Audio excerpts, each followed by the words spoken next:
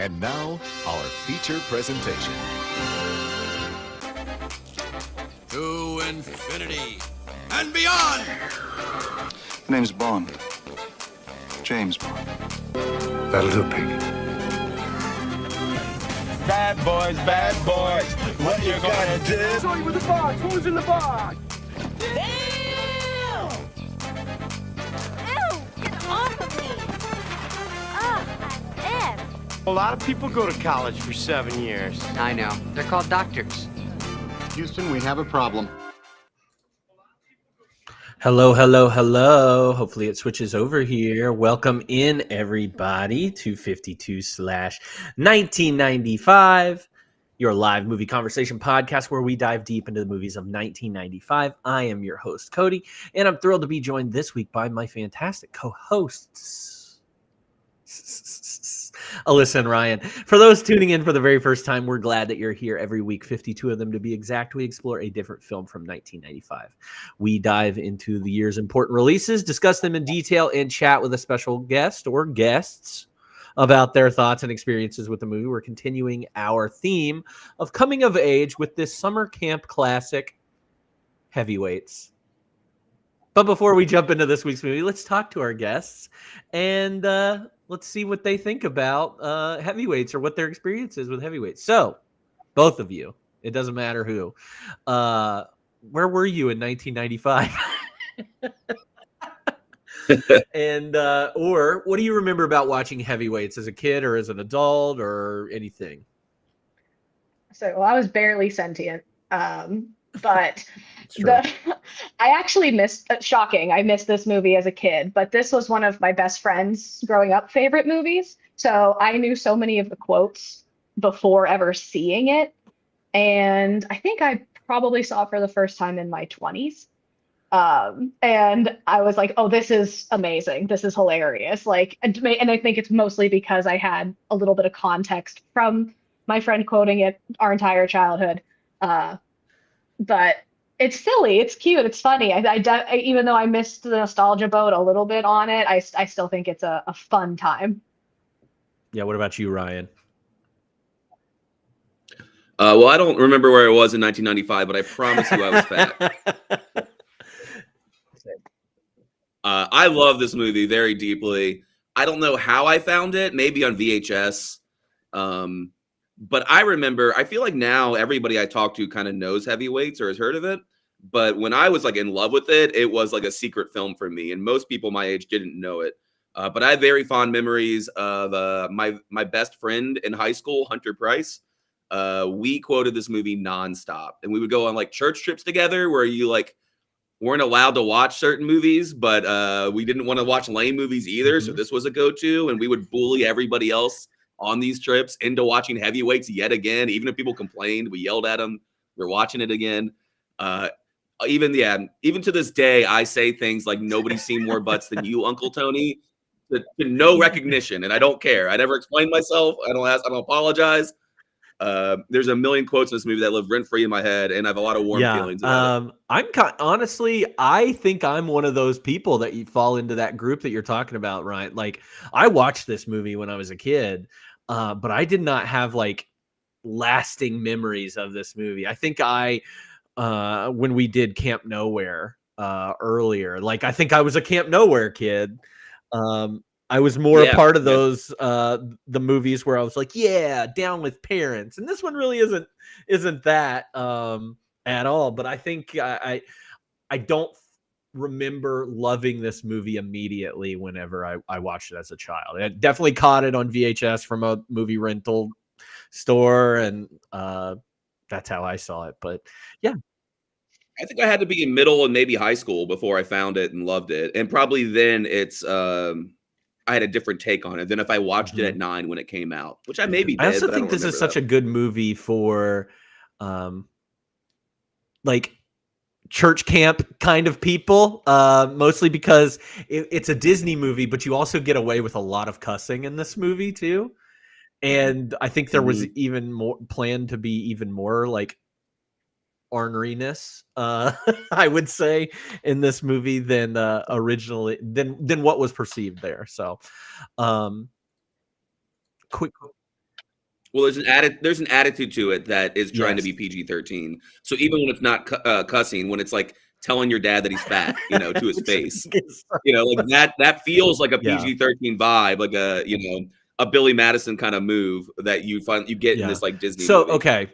We live in the year of our Lord 2025 now. Does this movie get remade in a 2025? It is way more deeply satire. Like it has to be. Like Yeah. I mean, there is like this element of like the 90s and the diet culture of the 90s that it is like I feel like this movie is poking fun of a little bit. Like even like the little girls at the other camp where it's like, why don't they just diet? Oh, well, you should just teach them to throw up after you're like you do. And it's like that's just so nonchalantly thrown out there. There's no way. There's no way that's happening in 2025. I think you can make a fat camp underdog, like funny, fun story, but it has to be satire. I think it's going to be more in the vein of some of those, like, oh, what's that movie that we watched?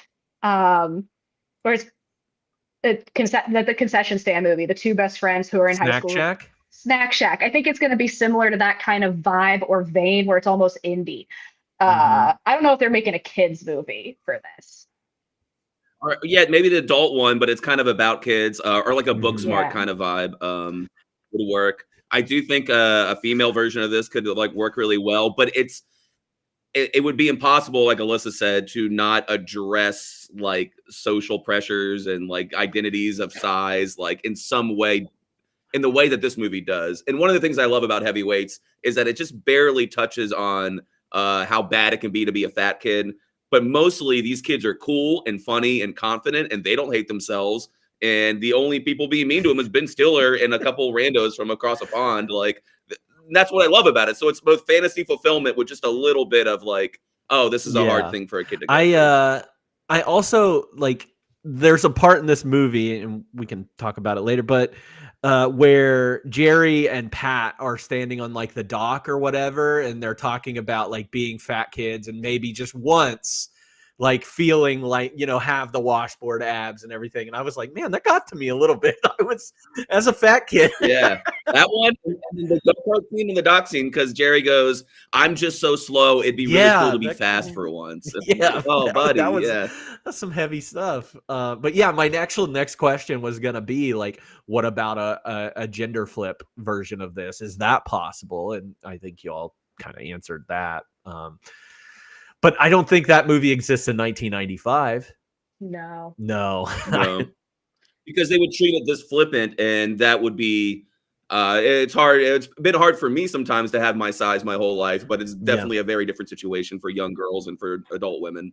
So that would have to be handled differently. So, all right, let's break it down a little bit. Let's see what was going, take a look at our movie and go over some of like the reviews and things like that, because I have a pretty good one that I like that I can't wait to talk about. So movie that we're talking about this week is called Heavyweights. It came out February 17th, 1995. It was directed by Stephen Brill, who I think directed the first Mighty Ducks movie. And it was written by Judd Apatow and Stephen Brill. So this is Judd Apatow's first writing movie, big writing credit, I guess. Fun fact about this is a movie that he showed to his now wife on their first date. It was like, see, I can write. Wow. Wedding bells just went off right then and there for him, I'm sure. It's a good first date movie. I think in that situation it was probably more like, I am in Hollywood. I'm employed. I do have a job. So the cast of this movie stars Ben Stiller as Tony Perkis Jr. and Sr., Tom McGowan as Pat Finley, Aaron Schwartz as Jerry Garner, Sean Weiss Goldberg from the Mighty Ducks as Josh Birnbaum, Tom Hodges as Lars, Leah Lale as Julie Belcher, Paul Feig as Tim Orford. Kenan Thompson's in here as Roy. Jeffrey Tambor makes an appearance as Jerry's father.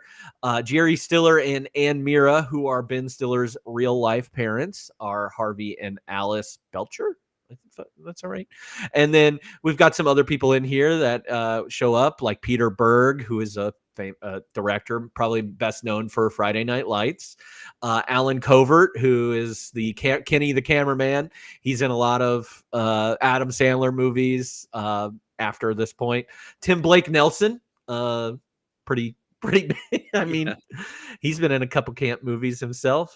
Just to name a few extra people in here. And the synopsis for this movie is: Jerry is not looking forward to his summer vacation since he'll be spending it at a camp for overweight boys in order to shed pounds. Fortunately, a kindly couple, the Bushkins, I got that completely wrong, run the camp and make the process fun and relaxed. However, they're soon forced to declare bankruptcy and sell the camp to Tony Perkis, a fitness fanatic who turns the camp into a living nightmare of over-the-top training. But the kids plan to fight back. This movie had a budget of $10 million and it made $17.6 million at the box office, which, again, it kind of makes sense to why we didn't hear too much about it in 95. And kind of found it later. This movie has a Rotten Tomatoes score of 50%. IMDb has it at 6.6 out of 10, and Letterboxd is a 3.2 out of 5. Gene Siskel and Roger Ebert debated this movie a little bit. They've actually both hated it. Gene Siskel says there's a blown opportunity to deal with the issue of overweight children, which is a big issue. And there's a lot of pain associated with these kids. The movie just doesn't have the courage to talk about that. So I have thoughts. Yeah, that's true, but I like this is still hilarious and heartfelt, but it does falter when Ben Stiller isn't on screen. That's a review by Brandon Collins. I forgot to write down where he's from. So no real legacy to this movie. I think there was a failed attempt to make a sequel or do some kind of remake of this, but nothing ever got off the ground after that. So all right, let's talk about this movie. Let's talk about our favorite scenes, or the scenes that really make this film stand out. So, Alyssa, I'll start with you. What do you got first? Well, I kind of skipped over us getting to camp and meeting, setting us up, everything being fun, all the boys being excited, and I just went enter Tony Perkins. Perkis, because this is where the plot actually takes off, and he's also ridiculous, and coming in with as at age 12 I was 319 pounds, and it's just wild. What? And him coming in, the vibe totally changed. It's so absurd and so funny, and all the kids are just oh no. I also love in that part whenever they the Bushkins or whatever declare bankruptcy, and Jerry Stiller says, "Never let anybody sign your own checks." Yeah, they're good. I mean, they're classic Hollywood comedians, but the way they put reverb on their voices makes everything they say so much better and fun, because it's an echoing microphone. And I love that Tony Perkis introduction screen. It is very Globo Gym. It is very White Goodman from Dodgeball a little bit. But I particularly like when he's running down the aisle. He's not getting, any high fives. He gets one at the end. The last kid at the end is the best. What about you, Ryan? No, I agree. I had that scene first too, and it is I love all the kids being slack-jawed, or some ADR. We'll talk about ADR in this movie in a while. There's so much of it, but it's actually used very well. But it's kind of funny that Ben Stiller enters this movie and just is allowed to be on stage and eat 10 minutes without anybody else. He just gets to be himself the whole time, and then the kids, all they have to do is just kind of sit there and watch Ben Stiller cook. And yeah, this movie. I love everybody outside of Ben Stiller in this movie, but it wouldn't be the great movie it is without him as a is this the part where he says I see a congressman, I see a famous rap artist. Just just looks at the black kid, Keenan. Amazing. Yeah, I was gonna say this movie makes it out of 1995 pretty decently without being too offensive about anything. But there's just a couple, they're all mild, but there's 3 references to Keenan that never say, "Hey, you're the black kid," but are kind of about that. And it's a little cringe. Yeah. I that's one of my ridiculous moments is I see a famous rap artist. I think that's the point of it though, right? Yeah. Because all the kids are looking at Keenan really? Yeah, right. Oh, They all yeah, react Phillips, pretty well about I it. see a famous or a future president of the United States. He's British. What else you got? I went all the way to the go-karts, so or put like Pat pushing the go-karts around, so I don't know if y'all have anything before that. Yeah, I kind of added the dance a little bit, but that leads into the go-kart, like the reason for him being bummed out. But I Was had that the go-kart before scene the next. breaking into Tony's office? Yeah. Okay. Yeah. So, yeah. The dance is great because I don't think I realized until this watch that the whole point of the dance was, in fact, to humiliate the boys. Like, because once things started to Yeah. go well, they're like, all right, lights up, time to go home. And I was like, oh, like I completely forgot that. Like, I very distinctly remember the kiss between one of the camp girls and one of the camp boys. They just like start making out in the middle of the dance floor while everyone's like, I was like, good for Yeah. you. But I didn't realize that was the point of, I mean, they mention it, but I was like, oh, cruelty is the point of this. The Yeah. fun fact, I gave this to Alyssa when we watched it. The dark-haired girl that goes to the bathroom, I saw future the- playmate, Playboy playmate. It is Wild. weird. That is weird. I love the dance scene a lot because it is them actually getting over. I mean, they have all these moments where they get to be a smartass to Tony, and then they sneak around and eat what they want, kind of. But it is like a little minor victory moment for them to just actually like overcome what Tony thinks of them, right? And to have like good adults in their life to lead them to a path towards self-respect that isn't come through self-hatred. I do think that though, especially on my like second rewatch, I think the sound mixing's really bad in that scene. So all the dancing looks bad, but if you really pumped up the volume to like a better song, maybe like it would have felt more like a party. But it ends so fast and it looks so silly the whole time they're out there. Other than Paul Feig starting it off with pretty iconic dance moves. I was getting ready to say, whenever you mentioned the adults in this movie, like I like the adults, and I also think they're the weakest part of the movie. At the same time, in particular, Pat, Julie, and Tim. Like, I think they're the weakest part of this movie. They have some funny lines every once in a while, but like you have that like romance between Pat and Julie, and then the romance is weird. Julie doesn't get a lot to do, although I think she does really great with what she's given. I think the actress is really good. I disagree though. Pat's my favorite person in this movie. He's my favorite actor in this movie. He's my favorite character in this movie. Okay. I love that. I think it's the spine of heavyweight. I disagree, but that's just me. All right. Well, we'll get to it. We'll get to it later. All right. What did we say? The go-kart scene? Go-karts. Go-kart scene. Yeah, just this is another like I think at some point if I've seen the movie or in passing, I thought that Pat was Jerry's dad, which is not correct, but they did cast an actor. They look the exact same. But that moment is very father-son. Like Brian mentioned earlier, like, oh, I'm so slow and everything. For once I wanted to go fast, and pushing him around, and like, the nurse looking off into the distance, like, oh, he'd be a great dad and like possibly a good partner. And it's just like, that's a lot you gathered from this one moment. But just it's very cute and very sweet, and it builds confidence. And and it's also very funny when like Pat like rolls over and he's like, let's do it again. He's like, let me catch my breath, probably next year. Yeah, he's clearly good with kids. Because he starts off he does a very good adult friend thing where, he's like, did it always used to suck here? But he doesn't say, oh, come on, buck up, kiddo, just make the best of it. He's just like, no, it does suck here now. And it used to be great. And I'm sorry this is happening to you. And tries to make something good out of a bad moment. I think this is a good example of Pat being kind of the heart of the movie a little bit. I think his acting is really great. I guess he's an accomplished stage actor. So I think it's his voice more than anything. He projects so well. So when he's like, they fly, Jerry, they fly. Or later in the dock scene when he's screaming across the lake, his voice like carries very well.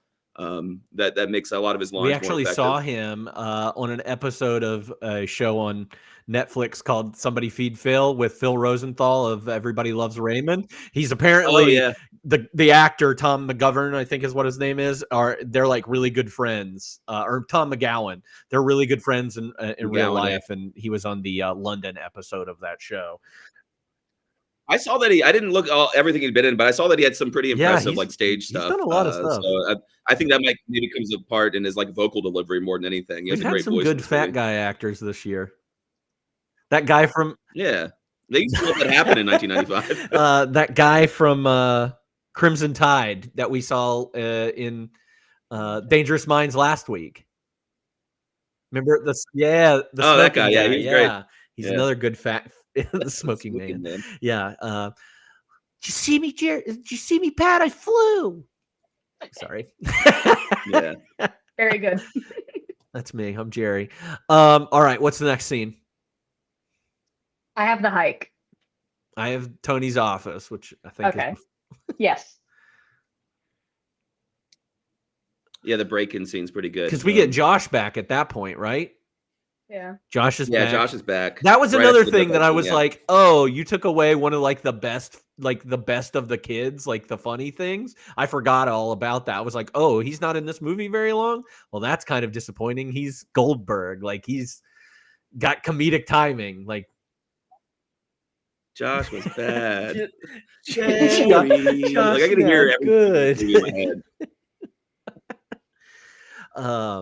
No, breaking into Tony's office was good. You get to see like, I don't know. That's just typical hijinks from like these kids movies where they're getting back at adults and stuff like that. So, it's kind of I don't know that it makes a lot of plot sense, but I mean, there's not a lot of plot going on in this part of the movie. But like, it was like very well choreographed, I guess. I do like in that scene that Jerry actually takes charge of a lot of things, and they acknowledge that later. And they're like, "Hey, great job in there, Captain! Like you saved our asses when everything went to shit." And so I like that there's more of an arc for Jerry to become like a hero, rather than a lot of kids movies will be like, I don't know, they'll have one speech at the end, and then they'll finally be everybody's hero. And I also think the interstitials with Tony during this scene are great when he is doing his running. Yes, that's where some of my favorite moments come. One of my favorite lines in the entire movie comes from. But I love when he passes Pat on the trail and is just doing his Ben Stiller stuff. Like again, me and my best friend in high school would be like, "I'm dogging it, Pat. I'm dogging it." We'd say that all the time. Nobody knew what we were talking about. So good.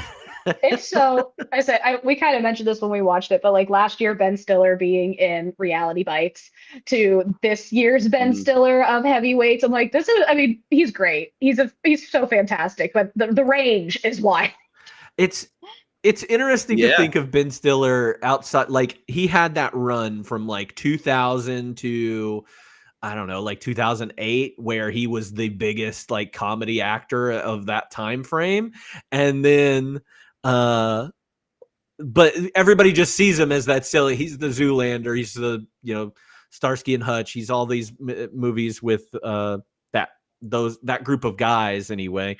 And I think he's a good actor. I think he's a good director. I think that he's great, smart about the choices that he makes. Well, I will say, like, it's kind of a forgotten comedy lore, but the Ben Stiller show was like pretty good for alt comedy in the early 90s. And that aired in 1993.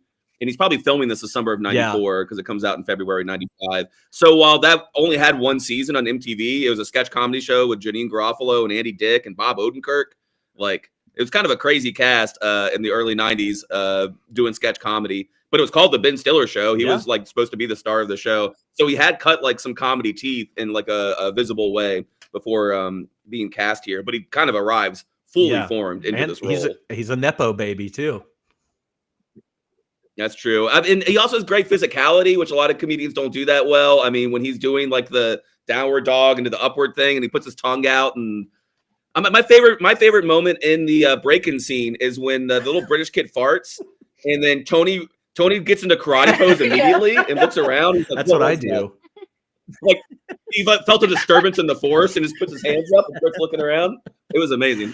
Oh man. I'm trying to think if there's anything else in that scene that really stuck out that I like. I don't think so.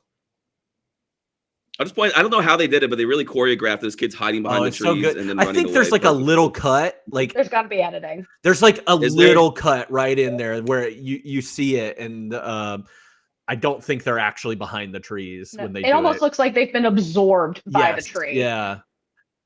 It does Yeah, look it good. looks really It good. did look good. I remember that. Because I remember thinking about that whenever we were watching it. I was like, yeah, they're completely gone in that. So good cutting there. All right, what's next? The hike. Anybody have anything? Just very quickly, the dock scene being like lesser than the go-kart scene, but being the only other scene that has like a little bit of heart and a little bit of talking about like identity as far as being heavy or big. And I do like, I think it was smart writing that in the go-kart scene, you have Pat bucking Jerry up. And in the dock scene, which is the other one, you have Jerry, like Pat feels down and doesn't feel good about himself. And Jerry's now inspiring him. So now you have like a reciprocal relationship between these two, which is kind of smart for a dumb Disney movie about that camp. So that's a good scene. But then the hike is very here's important. the thing. Why didn't the kids say anything about like them finding the letters and stuff that aren't getting sent home? Why didn't they bring? I think my theory is that the break-in scene should have been on the editing room floor, but Ben Stiller's interstitials, they didn't want to get rid of. Because it doesn't make sense. They don't even really state why they're going in there. They discover things. Also, Ben Stiller comes back and the lock is broken off his trunk. And other things, even though they put things back, other things are changed. And he doesn't come back and is like, somebody broke into my, camp. Let's figure this out. So it doesn't quite make much sense. But I think they just liked a lot of I thought they were looking for their food. Oh, yeah. Maybe, they were looking for the that makes food. sense. Yeah, which I think there is a line real quick. But they don't say anything about the letters because that leads right into them finding the kid in the bathroom. Yeah. They're like, man, that was crazy what just happened. Hey, is that a food wrapper? And then it just goes into like the black market trunk scene. Another thing that bothered me about this movie, the kid that was a camper last summer that's now on Team Perkis, who turned them in. He's like, oh, I was a chipmunk last year. Here's everything. And then now he's making like this black market tree trunk thing. Honestly, I mean, basically he's Rhett Butler is what you're describing. I mean, yeah, but it bothers me that later he's like on the kid's side the whole time. And nobody ever says, hey, like you got to pay for ratting on us. The tree. Whatever happened to those other two counselors? Oh, you never find out. They got eaten by deer. Incredible. Yeah, I don't know if the guy got paid though. Does he? Does he get paid for this little side hustle? I don't know. Yeah, he pulls out money. Yeah, okay. Then it is Rhett Butler. It shows him pulling out money every time he puts something in. Him. Mm-hmm. Scarlett, I don't give a damn. All right, 20-mile hike. The boys get punished because weigh-in day goes so poorly. He's like, they're all cheating. Weigh-in day doesn't last as long as like enough to give it credit for, but weigh-in day is pretty great. Very funny. That is a good scene. It's a great scene. Very funny. Yeah, what do you like about the hiking scene? It's ridiculous. It is child abuse. Like, this whole movie's child abuse. But he's like, you just fought, and I'm like, who, how, like, okay, no, why do you think this is a good idea? But this is where we get Ben Stiller, like, and I love his character because of all of the fitness jokes that he falls into. So not only just being like a fitness dude, but he does yoga and he talks about his chi and he does meditation. So we get the whole gamut on the hike of all of those things put together. And the boys are outsmarting him, and the whole scheme of them figuring out how to quite literally kidnap and capture a grown man is all very funny. And then poor Cody, the one child, just like dying halfway through, and he's like, leave him. Leave him. Well, he said, leave it for the wolves or something. He goes, I was. It gets so dark. And like, even in the weigh-in scene, he turns around and has to talk to his inner child. So there's like, we're throwing therapy in there. I'm like, wow, we're doing all the wellness things. I did notice rewatching that the hike kind of starts at the 45-minute mark, so it's the exact middle of the movie. And I think everything before that is kind of little episodes of things that just happen at camp, little bits. The gliding scene. There's a lot of like fast little bits going on without much plot development. But yeah, this is when like Tony is a jerk bordering on being abusive. And then now he's insane. Like at the weigh-in, he starts talking to himself in a 20-mile hike. It just ramps up like crazy. And from that point on, everything kind of matters to the plot. Like I feel like this him going insane reminds me of another movie, and I can't remember what it is. Is it Dodgeball? No. No, somebody that is very not Dodgeball, but of this era, and I cannot quite put my finger. Maybe it's this movie, and I've just thought it was this movie the entire time, but I thought there was more of a descent into madness, like almost like Colonel Kurtz from what is it? Apocalypse Now. I thought there was some children's movie where that happened to the antagonist. Maybe it is Bushwhacked. I don't know. Because by the end of this movie, he is full like cartoonishly a villain. Yeah. So yeah, it's pretty great. I particularly like the scene where he jumps off the cliff onto the limb and encourages the kids to join him. Yeah. Man, what does he say? I wish I remember. I didn't write it down, but I just wanted to isolate the audio because it says Cody, your name. And he's like, "Come on, Cody, let's have some fun, Cody. Come on up." I'll do that. I'll get that done. I was like, you could introduce the podcast with just that audio. I felt so bad for Cody the whole time. One, because I share his name, but two, I was like, oh man, is that what I look like? He put some zingers in there. I like during the baseball game, he's the one in the nurse's office where she's like, "What's going on out there?" And he goes, "We're Percocizing." I want to get some Percocizing shirts or some uniforms for us. All these kids are really great smartasses. Jerry himself, like, is like not meant to be like weak or like a newbie or in any kind of way. He's a great smartass the whole time. After the hike, when she says he's cute for having a plan, he goes, "Yeah, whatever." I love that. I love when he was like, "Yeah, whatever." Yeah. Oh, that's so good. Is the hole that Tony falls in the same hole that they recognize earlier in the movie? That's my assumption. I think it's supposed to be, and I think it's supposed to be, it's not very well scripted, but I think while he's meditating, they've developed a plan. They've covered up the hole. They've come back, and then they said, all right, now everybody start making noise so he'll come over here and we can do the impossible sit-up thing. Yeah, the impossible sit-up, the atomic sit-up. Have you ever done one? Not successfully. Yeah, I can't do a sit-up with my eyes and ears covered, so it's really hard. And then everybody wants some stole that with the. I remember as a kid, it was like I can hold you down with a finger. Oh was the joke. No, we did it. It's like that's what they do in the movie. Everybody wants some. They're like, yeah, all it takes is a finger in the middle of your chest. It's physically impossible to do a sit up when you do that, and then but you got to be blindfolded. No, we definitely did this to kids at church camp. Yeah. Boys are gross. Boys are gross. So how would this movie be if there were girls in it? I don't know. I'm trying to think of a parallel scene. I don't know. You put their bra in a freezer. Well, also, we can't write the movie from scratch off the top of your head. That is not fair. You're right. All right. What's the next scene we got? I got the relay race. I guess I put Parents' Day for like the kind of. It's fun that the relay race is really just kind of like just a bonus. Like the movie could end at Parents' Day, right? Because I have the Tony's escape. That whole scene. Yeah. with the chocolate kiss. It would smoosh. The queen would be proud. It would smoosh. Parent Trap is the female version, possibly, for a bit. Oh yeah. I remember we talked about this when we watched Now and Then. But the most badass, like when the girls steal the boys' clothes, they do that in the Parent Trap. And as a child, I was like, that is the most badass scene I've ever seen in my life. It was like, it's like making her skinny dip in the lake and then stealing her clothes. I was like, oh. Is it more badass than the scene where she walks in with the money when they're playing the poker game? The whole poker bit up until her jumping into the lake. That is the most iconic scene in 90s girlhood. Yeah. I love twin Lindsay Lohans. Twinsy Lohan. Twinsy Lohan.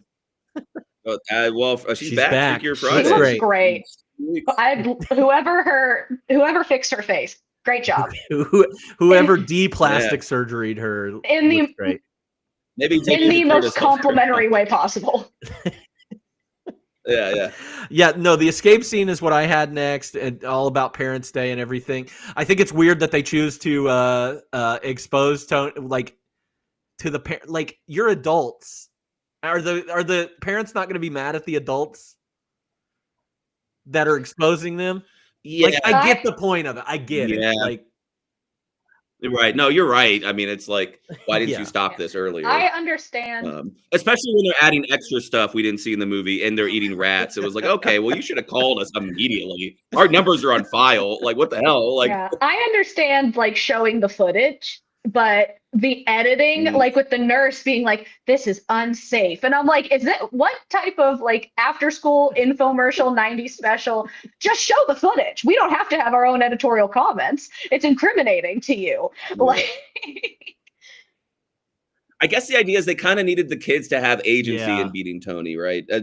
They had to have the kids have enough agency so that it felt like it was like a little, it does feel like a Little Rascals kind of like, you know, answer to their problems. But if they just sit back and they start crying and then the adults go, yeah, it's been bad, let's fix this, then they wouldn't feel like they overcame Tony themselves. It doesn't make a lot of sense, though, because also there's no consequences for imprisoning them in electrifying.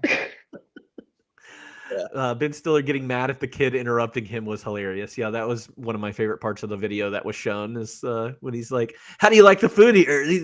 I love the food. Wait till I finish. Yeah, he's like, I wait for a minute. This is like a trivia section thing, but what's his name? Goldberg. He's had a couple interviews where he was like, Ben Stiller didn't talk to us. He was really intense on set because he was like staying in character. And he's like, and at the very end of the whole shooting, I went to him and was like, Mr. Stiller, thank you for this wonderful experience. And he said, yeah, no problem, man. What's your name again? And he was like, and to this day, I don't know if he was joking or not. Incredible. I love that Ben Stiller chose to go method for heavyweights. For Tony Perkis. I think it's one of his best characters. It's best pretty great. Characters. I think half of it's his hair, though. Half of the performance goes to his hair.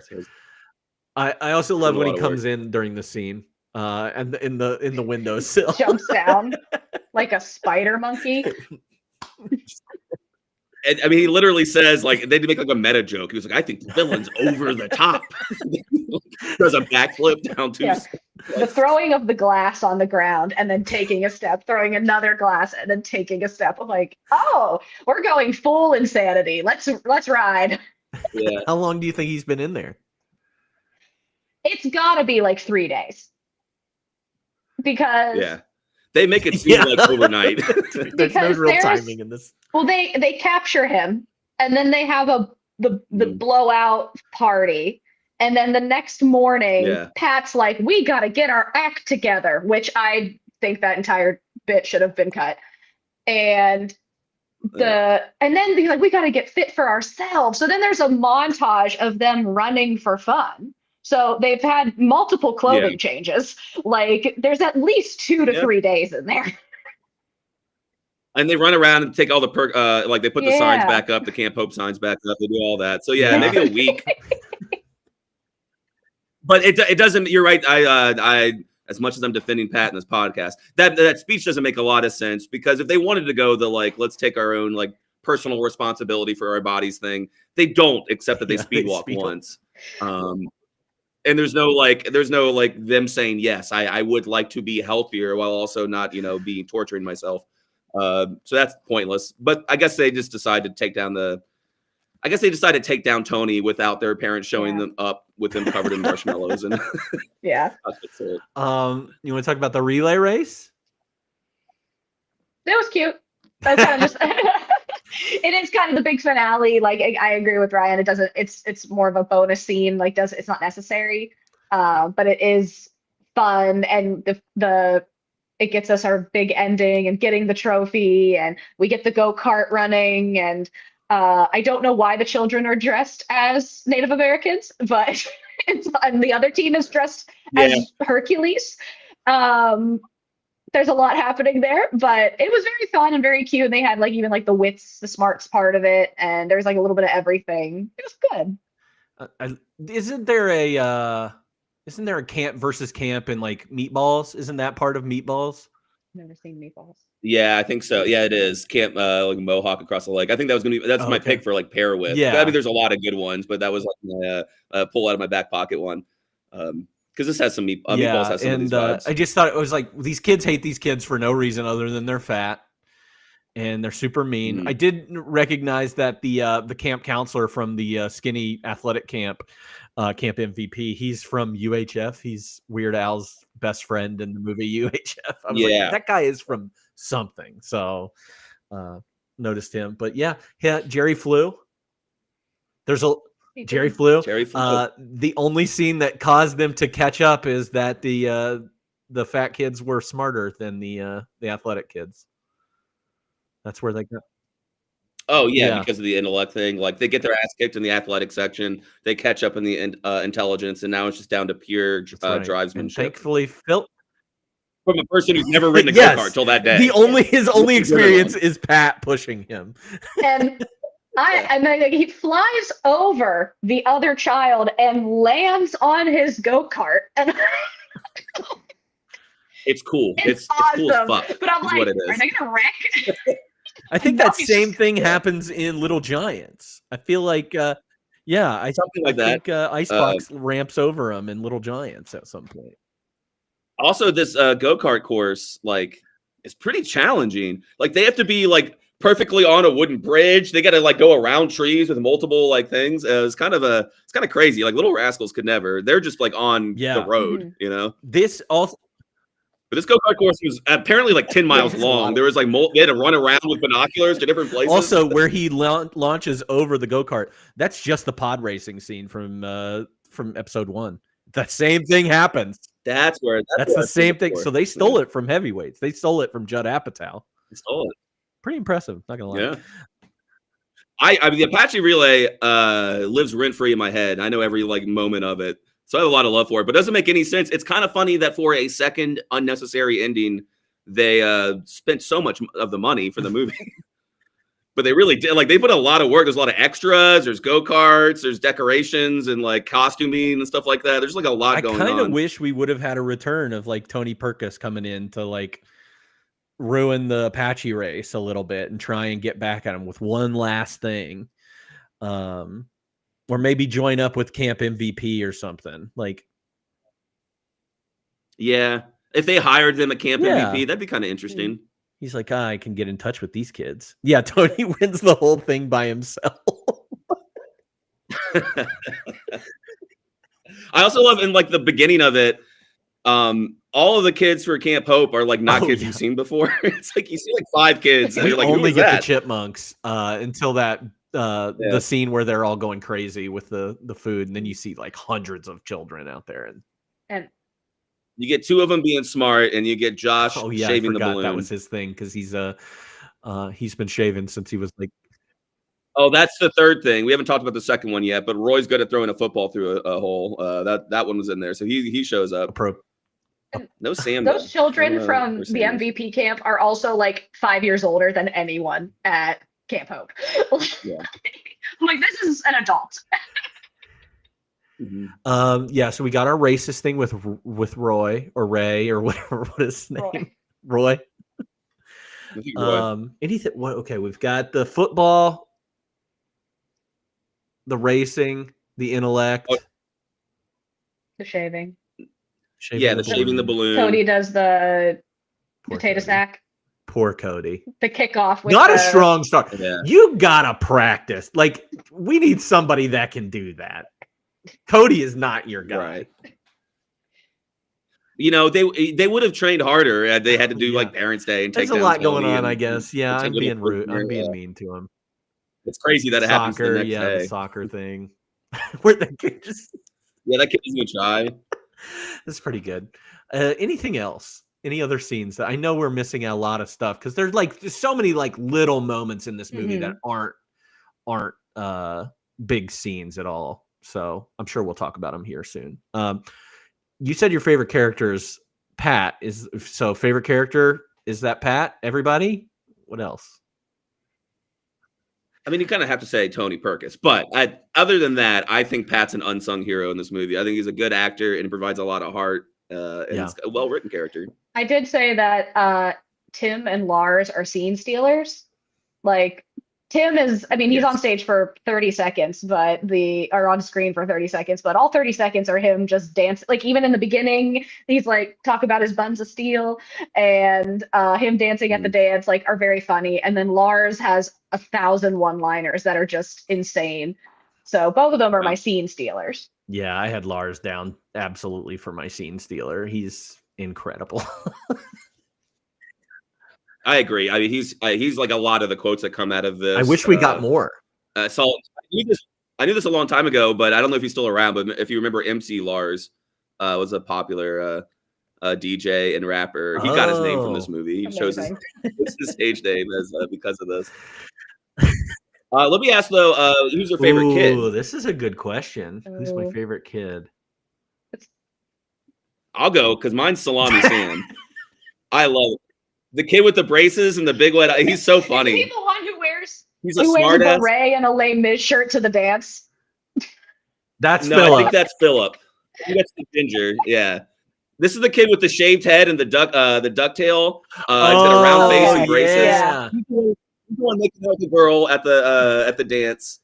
And he's just got a bunch of funny one-liners. But he's at the beginning. They call him Salami Sam sometimes because he's the one who's like, "Hey, help me out with this" at the beginning because he's got like deli meat taped to his back. I like when Perkis is hanging off of the branch. He's like, "How about you, Sam?" And Sam's like, "Oh yeah, I'm on my way, Uncle Tony. Like I'm coming right up there." I think my favorite kid is Josh. That's mine. Josh is like a tiny, like not tiny, but like a little Italian like mob boss. Like when Roy comes up to him and he's like, "This pleases me." I really thought they were going to lean into that a lot more. I thought he was going to be a tiny mafia man. Plus his backwards hat, like the Kangol. Yeah, very 90s, and he's just a goof, and I like that. I liked him. And I probably have love too from Goldberg from Mighty Ducks. I think that goes into it a little bit too. He's just a good comic actor, little kid actor, and the kid that looks like Averman from the Mighty Ducks. He has glasses. It's not Cody. It's the other one. He's got like curly hair.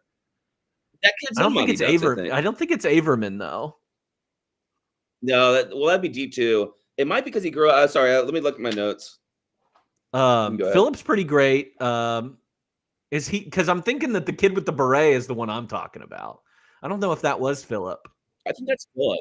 I remember waving the stick when. Oh no, that's the. Never mind. Hold on. This has turned the kid that is the heaviest boy in camp.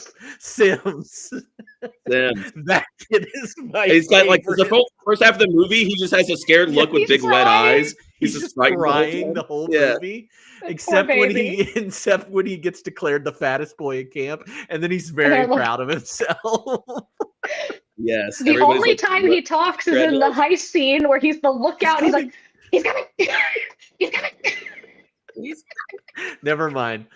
Scratch Josh. Sims is my favorite. Sims is good. Then he gets to throw the trophy in. Oh my gosh. He's got a lot of good moments. My favorite of his like scared looks is when they're like the montage of them like calipering their heads and measuring their necks, and then like Nurse Julie's holding him and he's just scared and crying, and they're just trying to. All they're doing is measuring like around his head with not a tape measure, the clothing one. No, the wettest eyes though. Like they're just cry all movie, and he's got the bloody nose at one point. Yeah, just for no reason. Yeah, for no reason. In the baseball game, they're he's the last one to hustle out in the field, and he's just tottering. Yeah, it's a good hustle, Sims. He's a big boy. He's a big boy. All right, quotes. Now I think this is where we'll get a lot of Lars in here. I mostly had Tony Perkis. To go with my namesake, is like, oh look, a deli meat. Like, I don't know why that makes me like he tries to break it in half and it doesn't break, so he just throws it on the ground. But It just like flies away. everything Tony Perkis does is funny. What about you, Ryan? Yeah. Just some of the deliveries in these. Oh, look, a deli meat. But after the dance, he goes, "Put the fruit trays away. The insects will be out soon." What do you mean? The scene where we were talking about where they're breaking into his office, when he's running by the log, he's like, "Come here, you devil log." That's my favorite line. Used to say that all the time. Yeah. Alyssa, what else? Oh yeah, we already said it, but this was the line that my friend would say constantly, like, "Congratulations, Mr. Sims, you are the fattest boy in camp." I don't know why that was her line. She's like, "You are the fattest boy in camp." What else you got? There are so many myths about the abdominal muscles. I'm happy to put this one to rest. I just don't know what that means. I like the weigh-in scene when after Jerry's been on these, like, all right, let's get on the scale, and then they're just heavy. He's like, get off the scale immediately. Yes, delivery. I have that. I got another Tony one when he's on the mic and he's like, "Attention campers, lunch has been canceled due to a lack of hustle. Deal with it." Deal with it. It's pretty rough. This is Lars, but before you even meet him, I just like that Tony Perkins is a man who believes in you. His life is dedicated to saying things like yes, and you better believe it. When he's talking about him weighing 300 pounds as a 12-year-old, he said, "Now I eat success for breakfast with skim milk." And the kids are like, "Ew." Yes. I have a line from Jerry when he's writing a letter to his grandma, which I bet I knew Cody would have on his list. It was like, "Dear Grandma, someone once said war is hell. They've never been to fat camp." So dramatic. I love that line. It's a Civil War letter from a Ken Burns documentary. Well, in that like emotional montage too is like the one Jerry Tambor line you get in the middle of the movie. He goes, "I didn't send you to go-kart camp." That's also where they're assassinating the blob. The saddest thing, just yes, poking it with that's the so spear. intense. Go shaking up and down. Camp hell. What else we got? I got my favorite line in the whole movie that I'll always like if it ever comes up in conversation is just simply at the beginning when he then this is when I know it's a different kind of 1995 kids movie. When they're arguing about going to the camp, and then he looks at his dad, he goes, "You're fatter than I am. Why don't you go to the camp?" I feel like that's an appropriate response from a child that age, because I would have absolutely have talked back to my parents and been like really shitty towards them and said some shit like that. Like, "You're fatter than me." Yeah. Repulse the monkey. Part the wild horse's mane. What else you got? Lars, when the slide back and forth, Lars just going, "I'm feeling skinny, Tony." I'm feeling skinny, Tony. Lars. He almost says it like it's painful. The way he delivers it. What else you got, Ryan?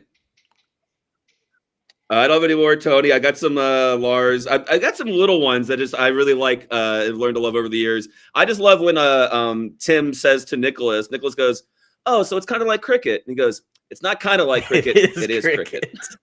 No, which isn't true, but he's just like, "I don't know what I'm doing. It's not going to matter. Just tell the kids." I like the part where he's like, "But when Tony says, before the summer's over, this camp's going to be filled with skinny wieners," and Roy, we get a good Keenan line where he says, "Skinny wieners. You hear that, guys?"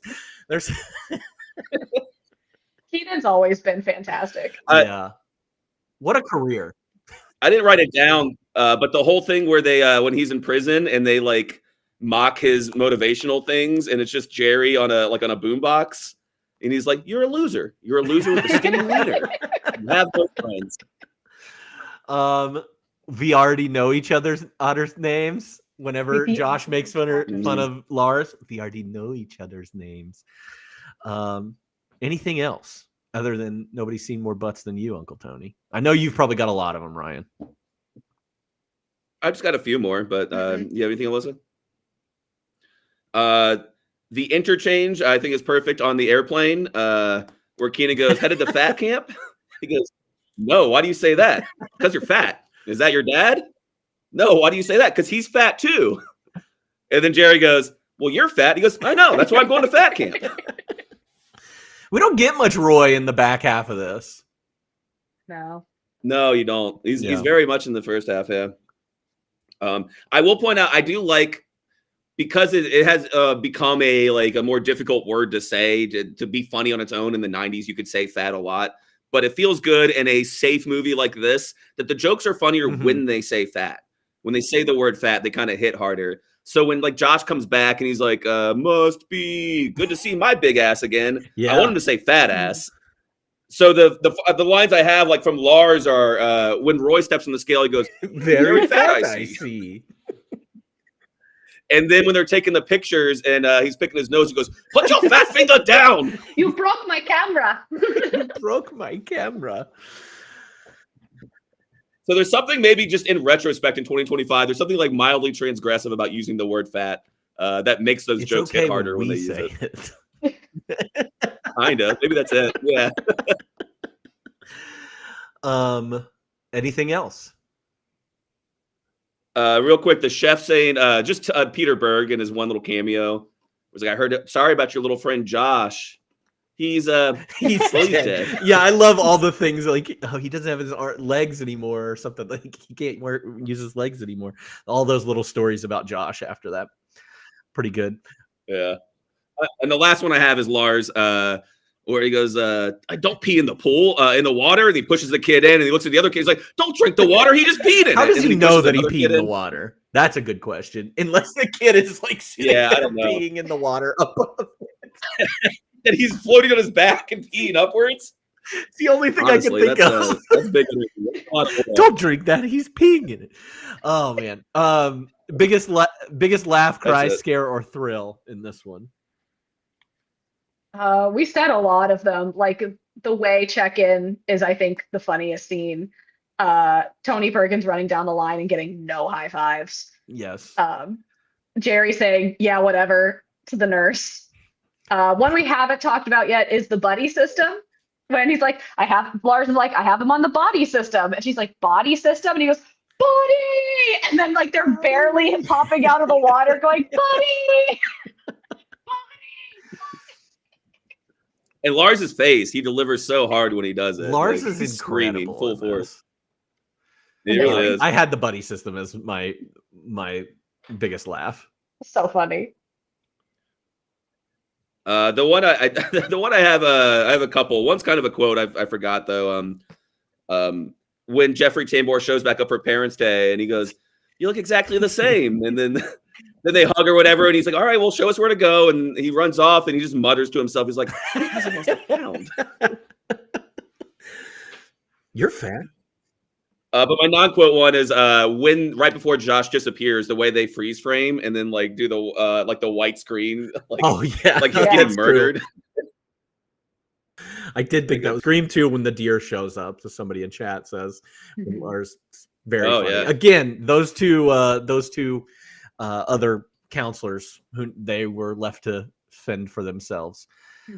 Which is one of my ridiculous moments. Or what happened to those guys? What happens to anybody else that was on Team Perkins? They just don't exist anymore? Because there couldn't have been only like 5 counselors for all of those kids. Well, somebody in chat earlier mentioned that, I mean, Tony Perkins is probably just going to move a couple states over and do the same thing all over again. It's true. That's very true. I saw a very funny tweet, if I can remember it by the end of this, that that Paul F. Tompkins said about our current president. Okay, I want to hear that. That's kind of similar. Other what the fuck moments or ridiculous moments.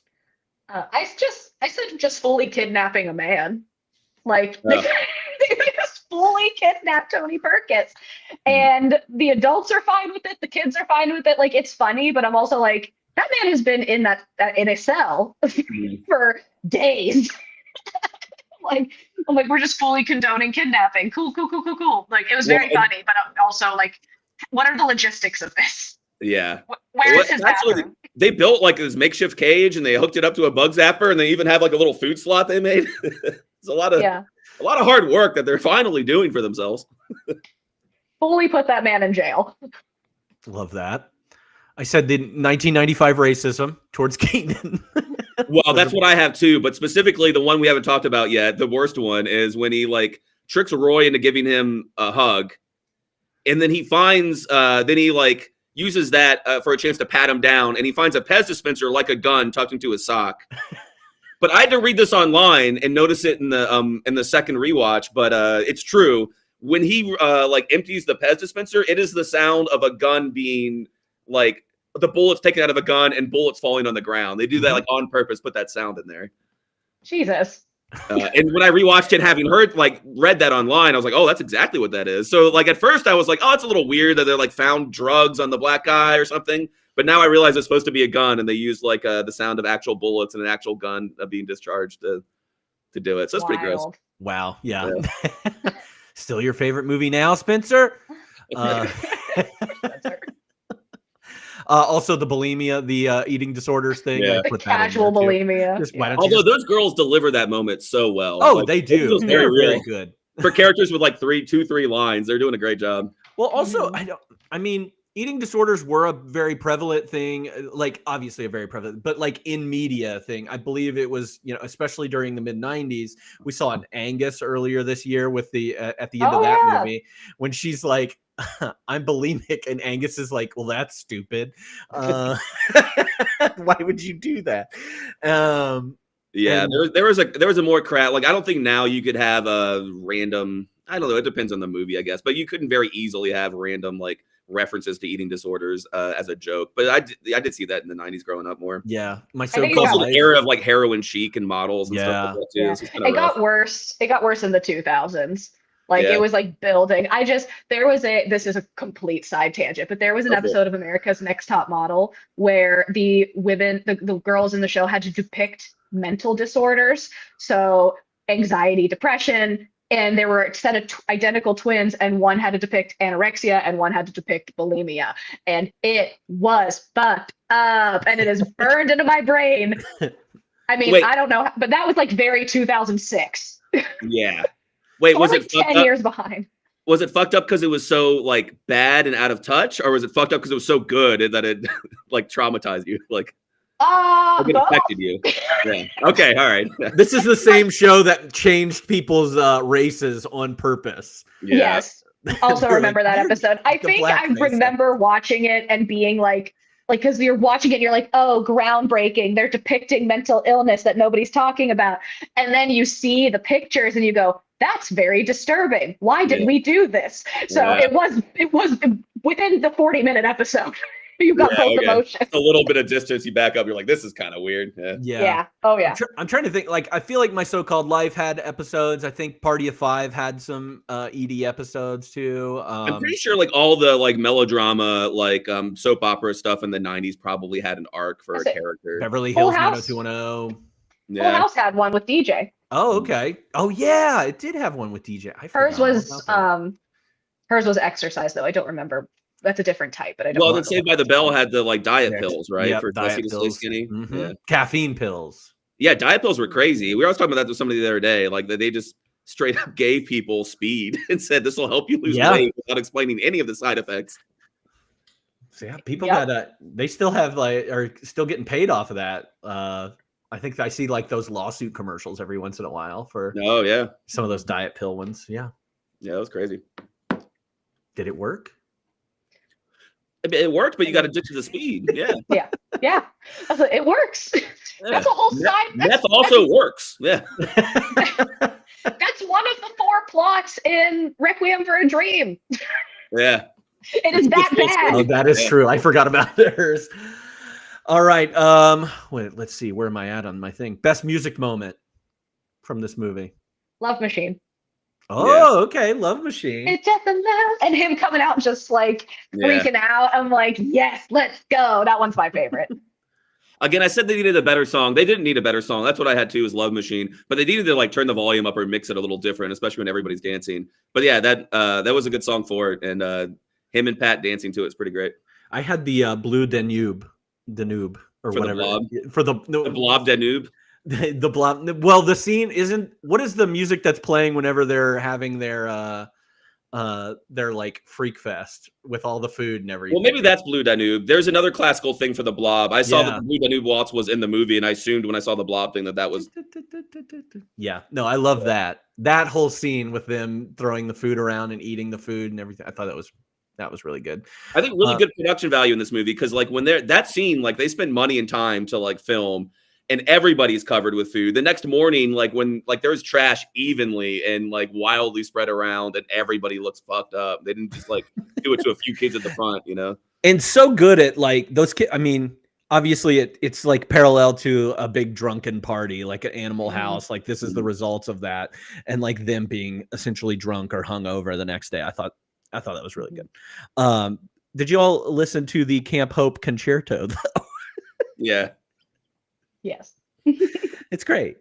It's cute. I mean, the movie keeps on giving. Like, it gives you the Apache relay without needing to, and then all of a sudden, the credits are just like more content and more. I just needed more Lars. I needed the bonus scene that I didn't even know existed until this watch, which I think was kind of disappointing. It was cool, but I don't think it could have been funnier. It's not as funny as I would have loved to have seen him setting up a camp in another state, or that would be great. That would have been good. That would have set you up for a sequel. Exactly. Yes, there's a bonus scene at the end of the credits. It's not that funny, but I'm sure you can find Nick it. Fury's there. It's okay. Yeah, the Fat Avengers. I want to see that. All right. F, Marry, Kill. I'm ready. Pat, Tim, and Lars.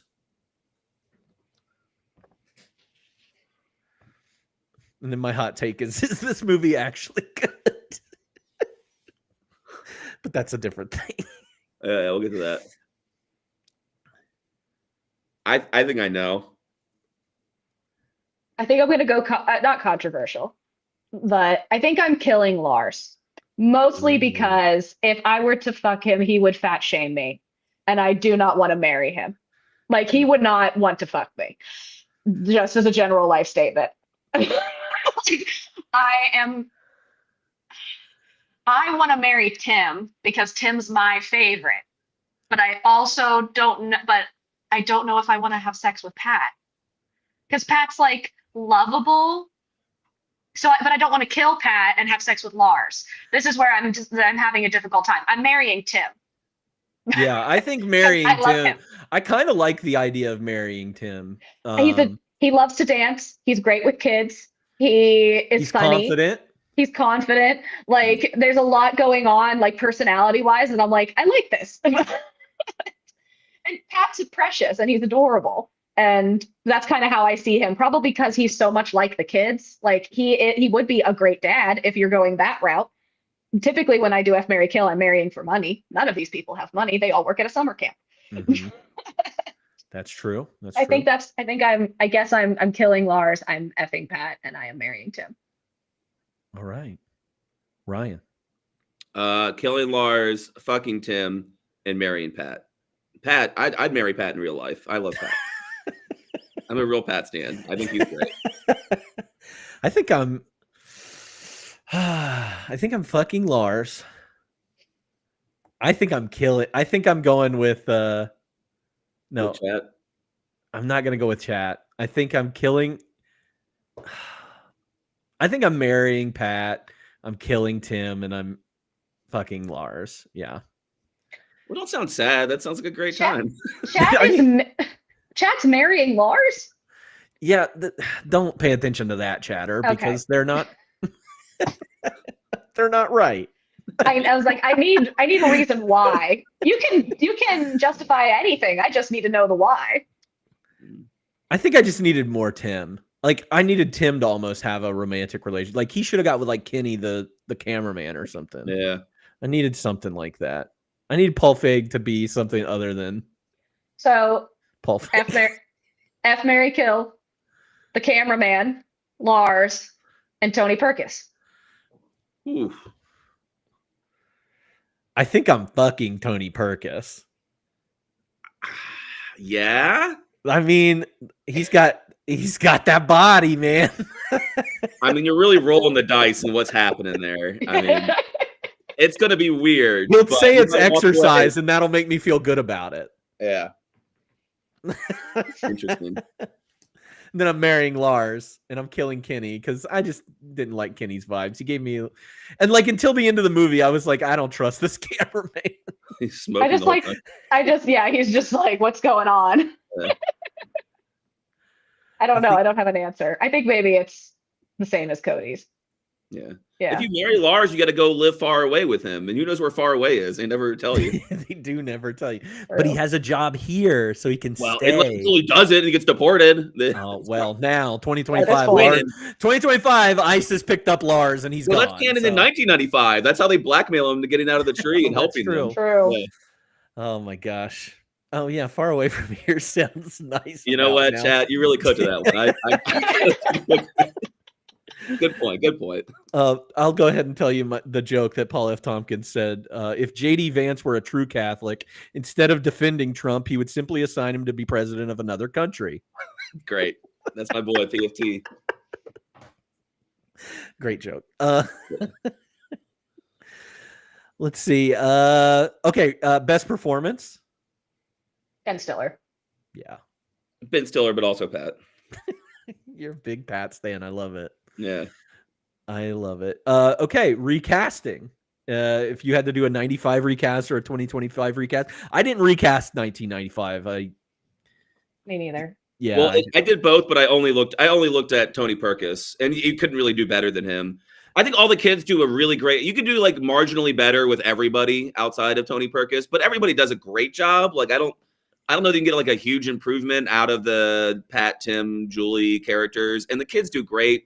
You know, yeah, so. I think the kids are so good, and Yeah. like if you get good kids, it's gonna really kind of make the movie. Other outside of the Tony Perkis. So in 95, I think it's hard, right? Because you have to find a comedian that can kind of carry a Tony Perkis role, but kind of also can be a little cut or a little like in shape and in physical a lot. So I don't think any of these guys will do it better. But Jim Carrey could probably do something with that role. Yeah. Robert Downey Jr. in 1995, I think could do something because he was still young and it was like very manic. His whole comedy thing on SNL was to be like very manic and stuff. And loud and kind of a jerk. And then my wild card would be Paul Rubens. Pee Wee Herman himself. Yeah, I just want to see what Paul Rubens would do with that role. It'd be completely different. He'd be interesting as Lars. I bet he could do a fun Lars. He could do a fun Lars. Yeah, that would be good. I'm trying to think of anybody else. Like maybe Major Payne himself. Yeah, he'd be pretty good. A Wayans brother as Tony Perkis. Damon, right? Damon Wayans? Damon Wayans, yeah. Trying to think of anybody else. And do you have anybody for 95, Alyssa? Nah, I never do. Yeah. It's it's so hard. All right, 2025 though.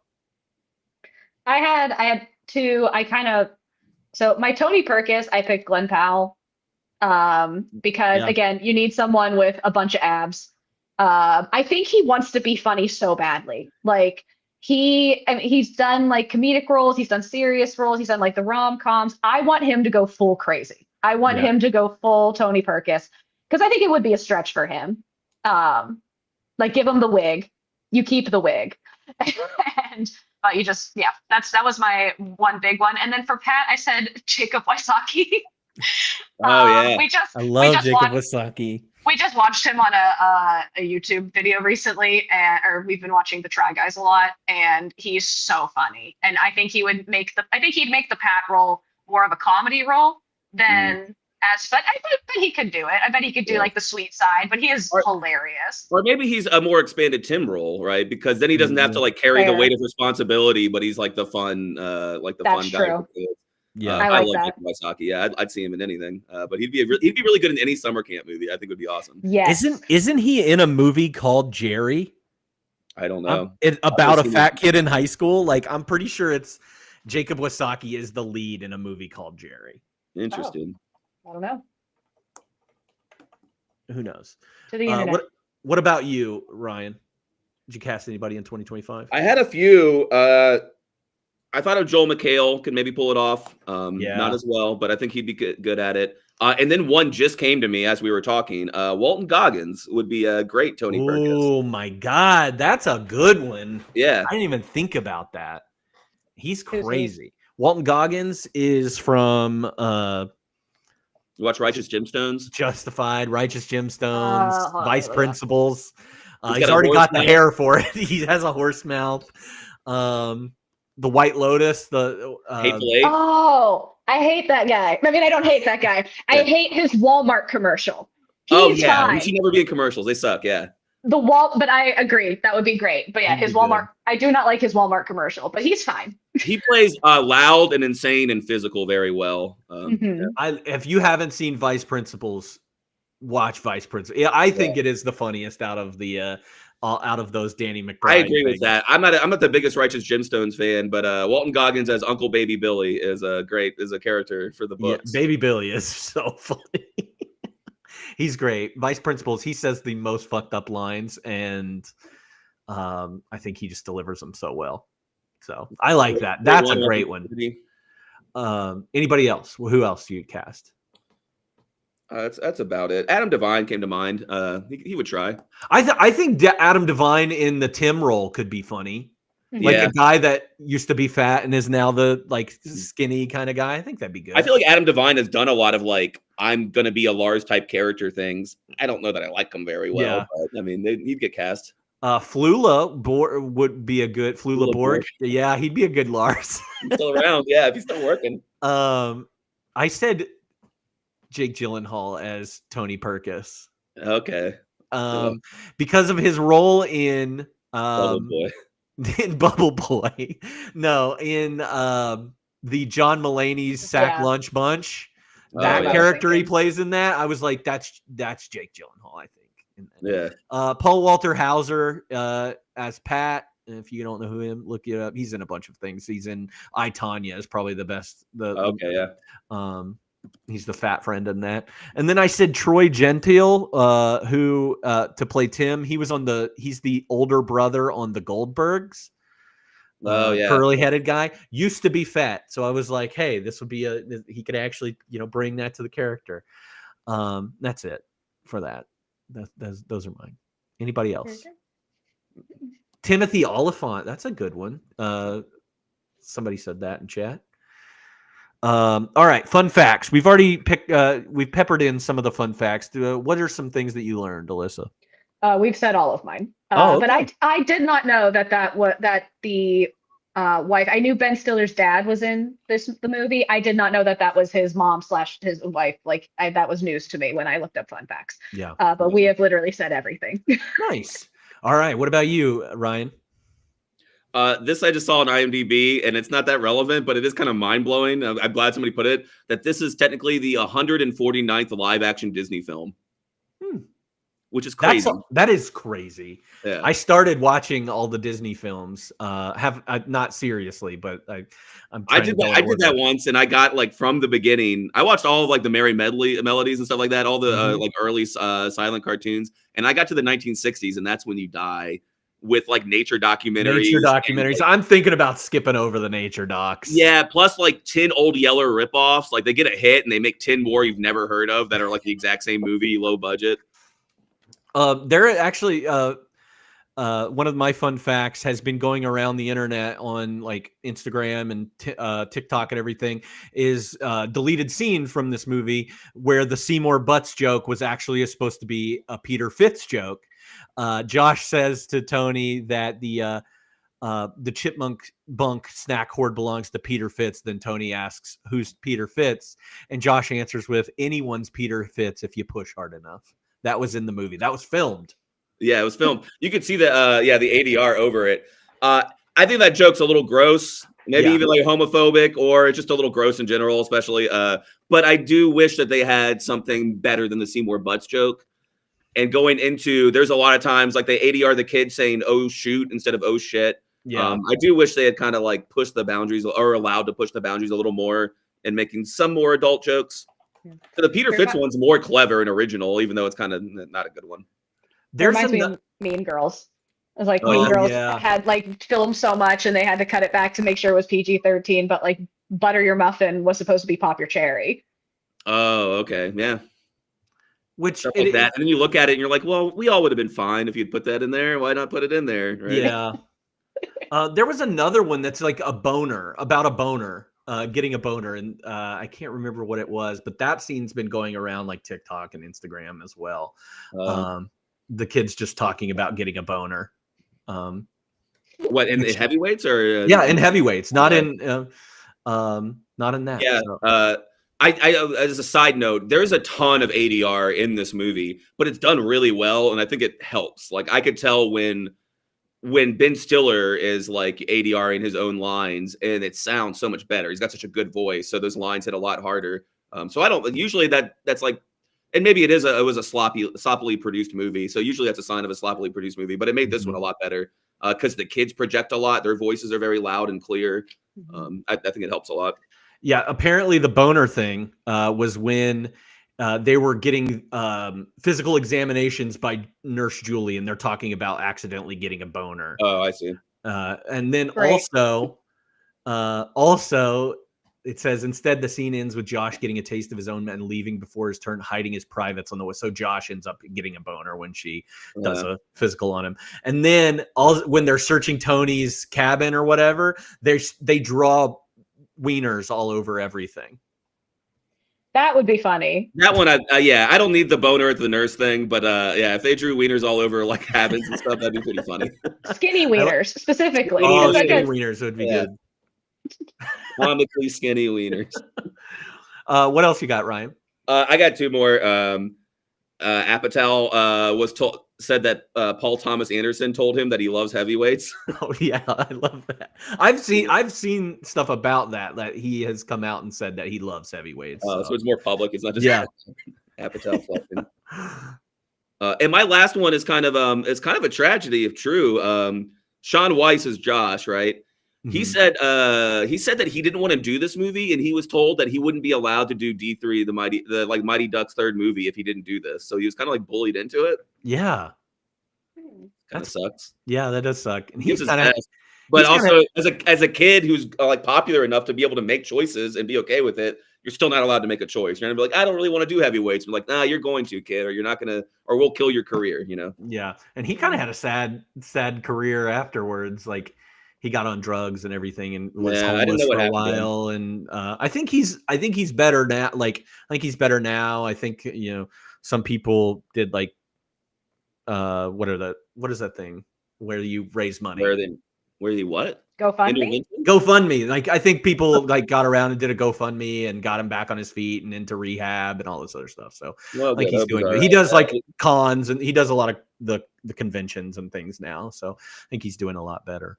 I had a couple more things. Didn't notice this, but on the bus, you can see that the maximum capacity is 25, but the 25 is scratched out and it says 23, which I think is super funny. It is funny. Let's see. We talked a lot about them being in the Mighty Ducks. So Kenan Thompson, Sean Weiss, and Aaron Schwartz, who plays Jerry, were all in a Mighty Ducks film. Carp. He plays Carp in the first one. Yeah, maybe that's who I was thinking of outside of Goldberg, that there was another Mighty Ducks. Yeah. Jerry, yeah.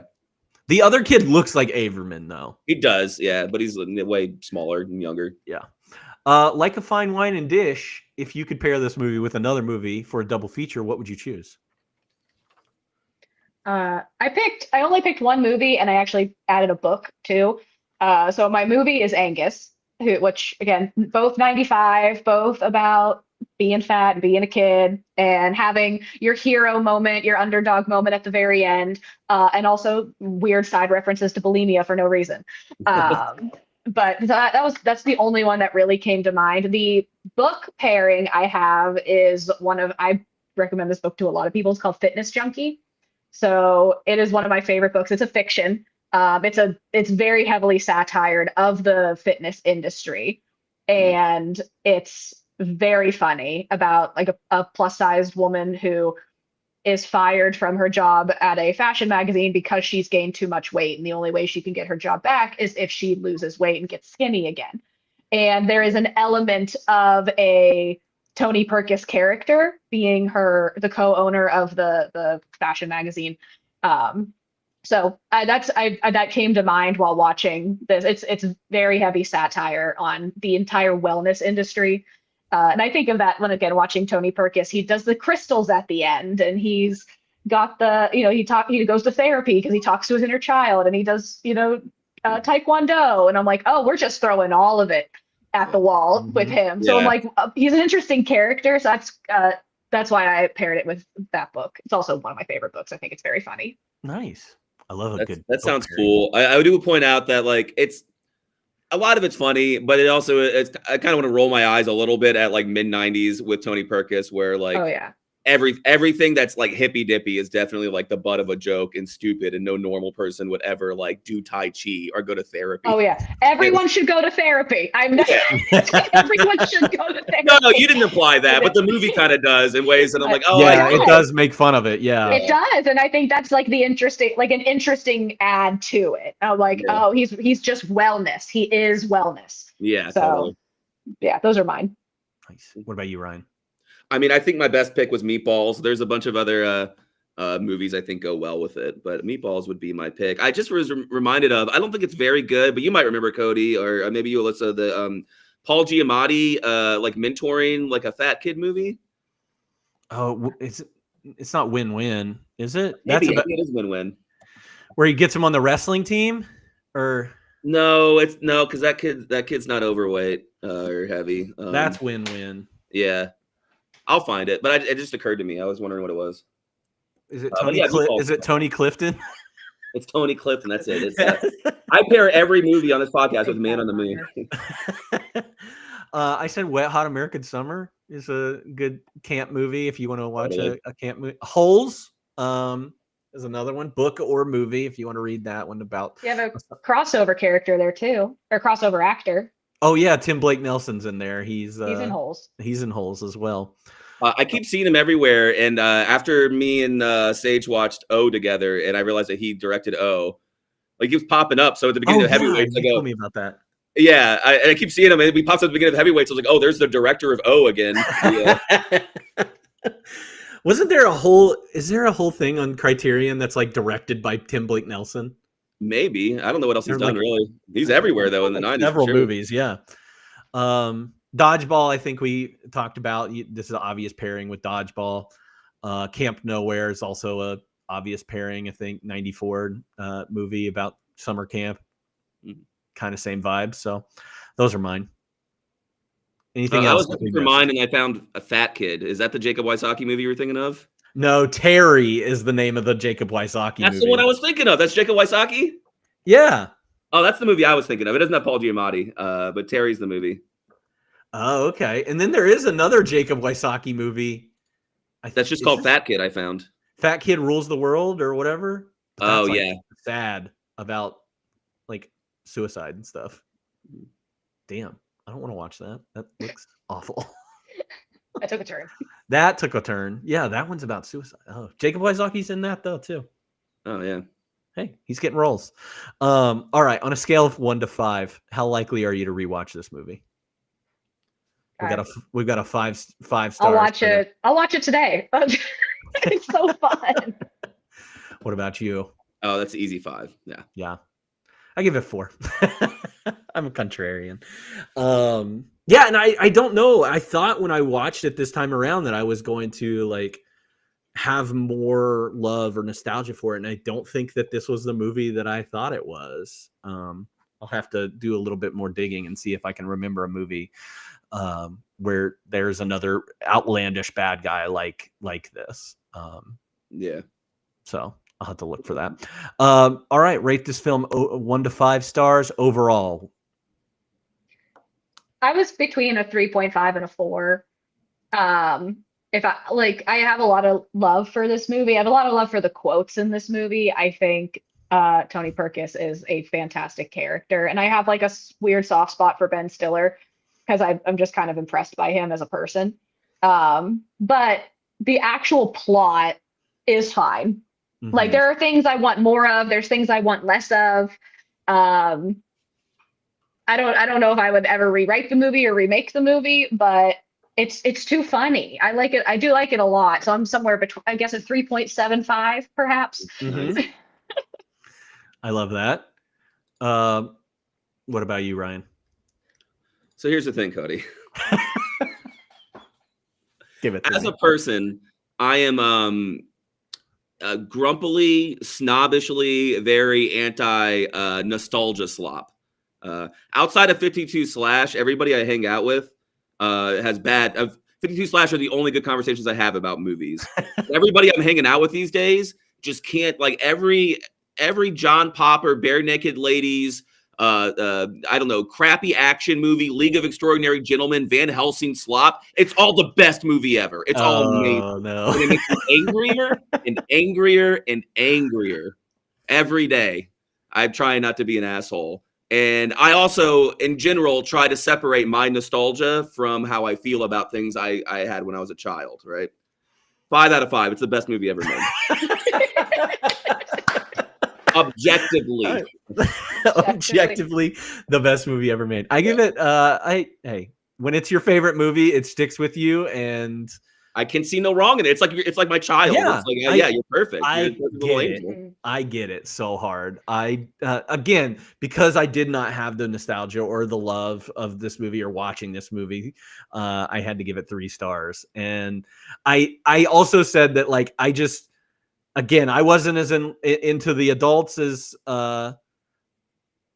I should have. There, maybe that, you know, you got out of it or other people get out of it. I just wasn't into that. Anytime that Tony Perkis was off screen, I wasn't really in, or Lars wasn't on screen, I wasn't really into it. And then especially when we get to the ending thing with the relay race, like, I was like, I just don't care about these kids at this point in that race. So I do think this movie's very funny. But yeah, I gave it 3 stars. This is my hot take, I guess. It is a hot take. It is a hot take, and Spencer might not be friends with me after this, but screw him. Sir Garlet just cheered 500 bits, so I'm successful, baby. To the moon. To the moon. All right. Well, that's it. We covered heavyweights, and it's still going on in the background, so we're doing pretty good. Nice. But Ryan, thank you so much. Alyssa, thank you so much. Alyssa, has there been anything recently that you would recommend to folks, whether it's a movie, TV show, or books, or anything that you've been doing lately? Not really. I've been just dreaming in the Dreamlight Valley. I need to hide my Switch, genuinely, and pick up a different hobby like reading or touching grass. We watched that one movie. The only movie that I watched outside of the pod recently has been the Miracle in, what is it? Morgan's Creek. Morgan's Creek. Yes. Yeah. I loved that. That was so funny. It was so good. Very tongue-in-cheek, cute movie. If you're looking for a black and white movie that's going to give you a chuckle, that I know Cody recommended it like a week or 2 ago, but I'd double down on that. That's all I have for now, to be honest. I like it. Well, maybe you'll have some book recommendations or other movie recommendations coming up. So it's going to be good. What about you, Ryan? I haven't seen anything I'd recommend hard this week. I watched Blue Steel, Catherine Bigelow's Blue Steel with Jamie Lee Curtis. It's not about for the first time. Ooh, what'd you think about The Happening? I've heard so long about how bad it is, and it's bad. It's not great. Yeah. Everybody's like acting in a bubble as a robot. It's weird. Yeah. I did rewatch Notting Hill this week, and I'd recommend that. It's a great movie. Okay. I love Notting Hill. That's good. My only recommendations are, I have been watching the Lone Wolf and Cub series. I've always wanted to. Are they great? So yes and no. Like, the first 2, I think, are really good, and then I think the next 2 are not as good, and then the 5th one it's kind of like Star Trek, you know. Well, there's like 30. I'm sure they're not all made. Yeah. There's only 6. Is there really only 6? There's only 6 with the original. Yeah. And I've watched 5 of them. Every movie has a gratuitous shot of nipples or boobs in it. As it should. There is one movie that does not have any nudity in it. Well, it has a toddler boy nudity in it, so whatever with that. But No, they're good. I mean, and you can tell like a lot of it with a lot of the inspiration for Robert Rodriguez or Tarantino, like obvious stuff coming from these type of movies, whether it's the excessive blood, or the 1 on 100, the one samurai versus 100 people and him coming out on top, or there's definite parallels to El Mariachi in the second and third movie. It was a pretty foundational series. I'll say that I'm a part of a comic book club, and one guy, bullied us into reading a manga, and it was the first Lone Wolf and Cub. And it was spectacular. Like minimalist, kind of like wandering from town to town, kind of like samurai stories where like really cool creative things happening without a ton of words, just like images and feelings that kind of flow naturally. Like it's a masterpiece, I think. Like I still want to read the rest of the manga, which I think there are like 30 of those. Yes, I do think there's a lot of the manga series. Yeah. And the guy who recommended it, was a big fan. And I do think he ran me down through the movies of like which ones are good and why, and what they take from the mangas or not take kind of matter. But I still want to go back and see them because it seems very cool. No, they are good. I can recommend it. And if you like samurai movies, they're really good. Or if you like Westerns, they're great. It's like a great Western series. If you're into like the Man with No Name series or anything like that. A cowboy with a baby running from town to town, not wanting to kill anybody, but he's got to kill everybody. It's the obvious inspiration for the Mandalorian. So we've seen that trope, but it comes from this, which it's been good. It's been fun to watch. And I tell Alyssa about every single one after I've finished them. She goes to bed and then I stay up for an hour and a half. That's another thing. They're an hour and a half or less. I love that. Yeah. And so love that in a movie. They're great in that way. She goes to bed. I watch them. I go to bed at midnight. And then the next day I say, well, I watched a Lone Wolf and Cub movie tonight and or last night. Look at this nipple. And I took a very first shot of, I think the third film is just a nipple with a tattoo around it. Hell yeah. Yeah. You need to watch them. They're good. I call my nipples Lone Wolf and Cub. I won't tell you why. Which one's which? Well, you'll know when you see them. Yeah, okay. Well, you can get more information just like that by joining our Discord server, which you can do. The invitation is in the links on Twitch and YouTube, wherever you're watching. And you're always welcome to follow us on Instagram. That's usually where we post when we're going to be doing these things, and I put funny pictures on those. Or you can check out my account on Letterboxd as well, where I have the list of all the movies that we'll be doing in order. Now, next week, we're continuing our coming of age, which will be the 27th, right? And that will be Casper. That's our next movie. I didn't write it down, so I had to remember. And Alyssa will be joining me for that one as well. So we're doing Casper, and we're going to come of age and have our sexual awakenings for Devon Sawa, and it's all going to be great. Also, speaking of kids movies, our extra credit theme is just for kids, where our 4 movies are all kids movies from this time. Those movies are Mighty Morphin Power Rangers, the movie, The Big Green, Tall Tale, and A Kid in King Arthur's Court. 3 out of those 4 are on Disney Plus, and you can find Mighty Morphin Power Rangers on YouTube with a 1080 rip. So not hard to find either. You just type it in, it's there. And that podcast will be Wednesday, July 30th at 6 p.m. And then Alyssa is doing 52 1995 music, which we will be doing next Saturday because she is out of town this week. So join us next Saturday for that. We'll be doing Big L's Lifestyles of the Poor and Dangerous. Oh yeah. So that'll be cool. All right, but that's it. Thank you so much, everybody, for tuning in. We'll see you next time on 52/1995. Bye.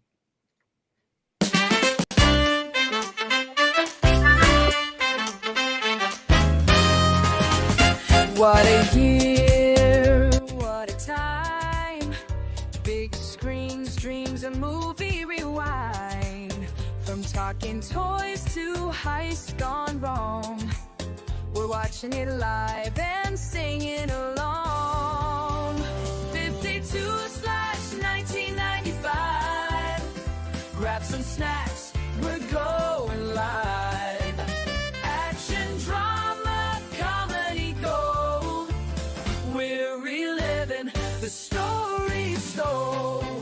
one movie a week. All year long, let's roll the tape.